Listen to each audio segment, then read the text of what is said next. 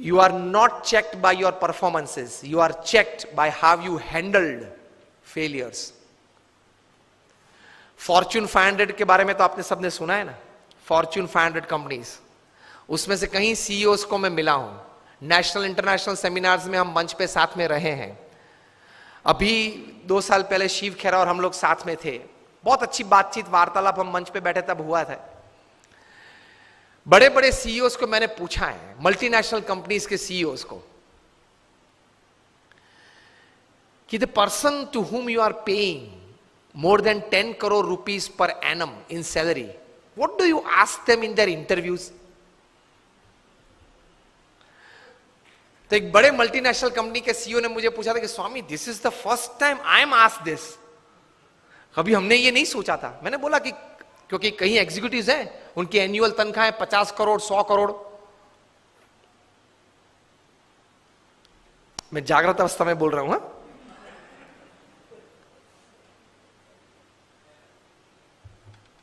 ये बहुत बड़ी सॉफ्टवेयर बनाने वाली कंपनी है,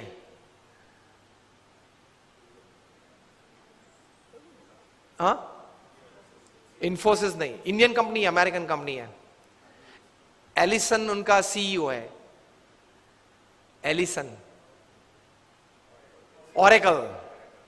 ऑरेकल कंपनी है, आप नेट पे जाके ऑरेकल खोलना, एलिसन नाम डालना और उनकी तनख्वाह आप देखना। पिछले 5 साल की उनकी एवरेज तनख्वाह है $400 million per year. Silence. $400 million, $1 million मतलब 65 करोड़ गिन लो, चलो राउंड फिगर 70 करोड़ गिन लो। $1 million is, that is $10 lakh, is 7 crore rupees. So 400 million is 2800 crore rupees per annum salary. अब देख लेना, मैं नाम देता हूं, Ellison, ELLISON, he is the CEO of Oracle. अब नाम देख लेना। अभी परसों ही आपने सुना होगा सुंदर पिचाई का, गूगल के सीईओ, पर डे की सैलरी 3.5 करोड़। परसों ही न्यूज थे, हाँ 2 दिन पहले न्यूज थे, in the print media it is today, electronic media में 2 दिन पहले आ गए थे ब्रेकिंग न्यूज में। लास्ट ईयर फाइनेंशियल ईयर की पूरी सैलरी उनकी 1285 करोड़ थी, टू बी एग्जैक्ट 1285.5 करोड़, मतलब रोज की तनख्वाह 3.5 करोड़ की। सुंदर पिचाई, गूगल के सीईओ, अब देख लेना। मैंने इनको पूछा, इनकी एमएनसी की टर्नओवर थी 2.5 लाख करोड़ की। हम दिल्ली में एक फंक्शन में साथ में थे, मंच पे बैठे थे, मैंने उनको पूछा कि दोज एग्जीक्यूटिव्स हुम यू पे मोर देन 10 करोड़ और 25 करोड़, उनको इंटरव्यू में आप पूछते क्या हो? क्योंकि उनके पास डिग्रीज तो एक्स्ट्रा ऑर्डिनरी है, he is a double MBA from LSE और हार्वर्ड, एकेडमिक्स तो पूछना नहीं है। इतनी बड़ी तनख्वाह देते हो तो वो 10-15 साल का अनुभव तो है उसको। 10-15 साल में उसने 50,000 करोड़ 1 लाख करोड़ मैनेज किए हैं, हर साल टर्नओवर किया है, ऐसी कंपनीज में ही बड़ी बड़ी पोजीशंस में वे रहे हैं। तो उनको नेटवर्किंग में पूछना नहीं है, एडमिनिस्ट्रेशन में पूछना नहीं है, HR में पूछना नहीं है, मैनेजमेंट में पूछना नहीं है, ग्रोथ के बारे में आपकी क्या सोच है वो पूछना नहीं है। आप पूछते क्या हो उनको इंटरव्यू में? उन्होंने मुझे एक बहुत अच्छी बात बताई कि स्वामी जी, इन कक्षा के लोगों को जिनको हम ये प्रकार की तनख्वाह देते हैं, उनको इंटरव्यू में एक ही प्रश्न पूछते। I was like very surprised. मैंने बोला एक ही प्रश्न पूछते हो? कहाँ? और उनका उत्तर वे 20-25 मिनट तक देते हैं, तभी उत्तर पूरा बनता है। That was more surprising. I said, what do you ask?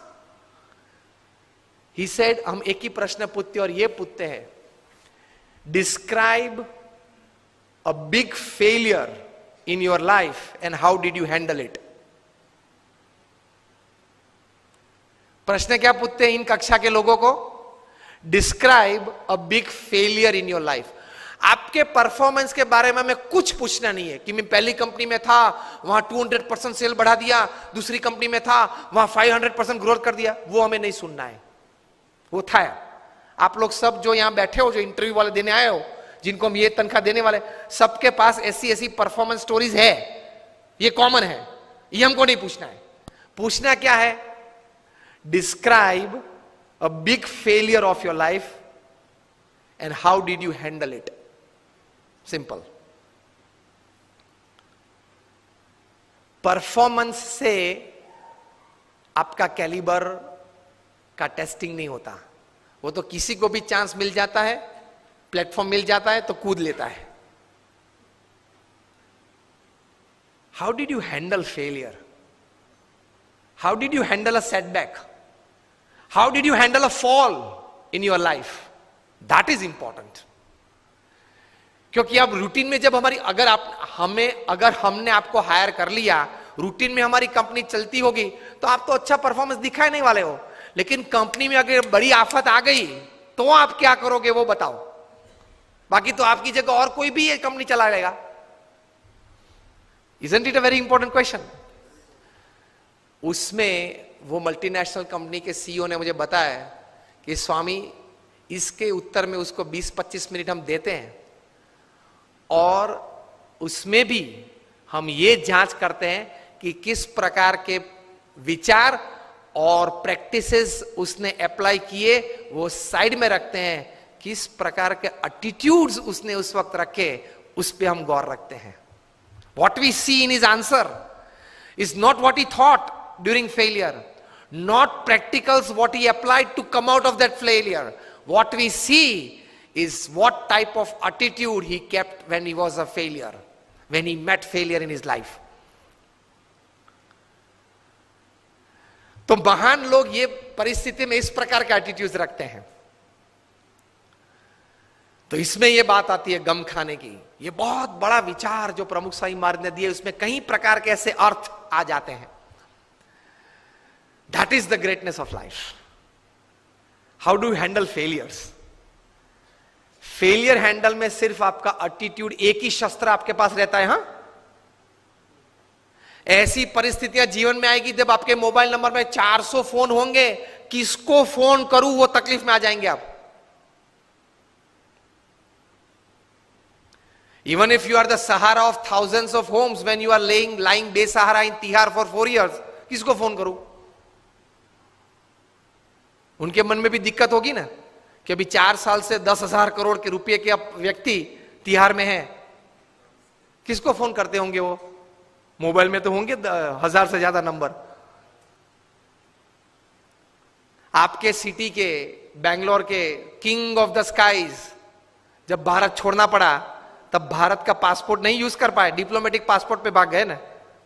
अभी वापस लाने की सब प्लानिंग चल रही है,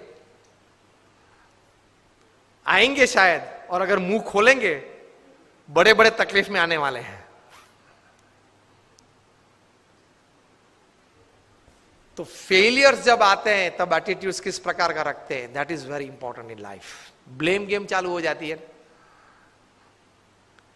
तो ये व्यक्तिगत जीवन में है। तीसरा एक बात कार्य दृष्टि से, कि कर्म करना हमारा अधिकार है, फल पे हमारा अधिकार नहीं है।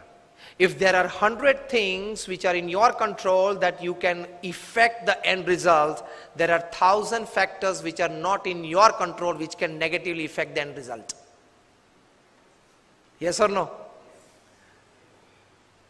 आपने बड़ा अच्छा धंधा चालू कर दिया लेकिन गवर्नमेंट की पॉलिसी बदल गई तो? आपने स्टैंड का धंधा चालू कर दिया और गवर्नमेंट ने कैप रख दी, क्या करेंगे? रख दी है, और कहीं कैप्स आने वाली है। मतलब there are thousands of factors which are not in your control which can actually effect the end result. इसलिए श्रीमद् भगवद गीता में भगवान श्री कृष्ण ने लिखा है कि you do your job in the best knowledge and the best practices that you have, and result Lord Krishna says I will decide. आपके पूर्व के जो कर्म हैं, आपने जिस भावना से वो कर्म किया है, जिस स्वार्थ से वो कर्म किया है, जिस एक दोनों को धक्का मार के आगे निकल गए हो, वो सब भी गिनती में तो लेना पड़ेगा ना। वो सब वो हिसाब से फाइनल रिजल्ट आता है। अगर ये बात को समझ ले तो आप कभी डिप्रेशन में नहीं आओगे, कभी स्लीपिंग पिल की आपको जरूरत नहीं पड़ेगी।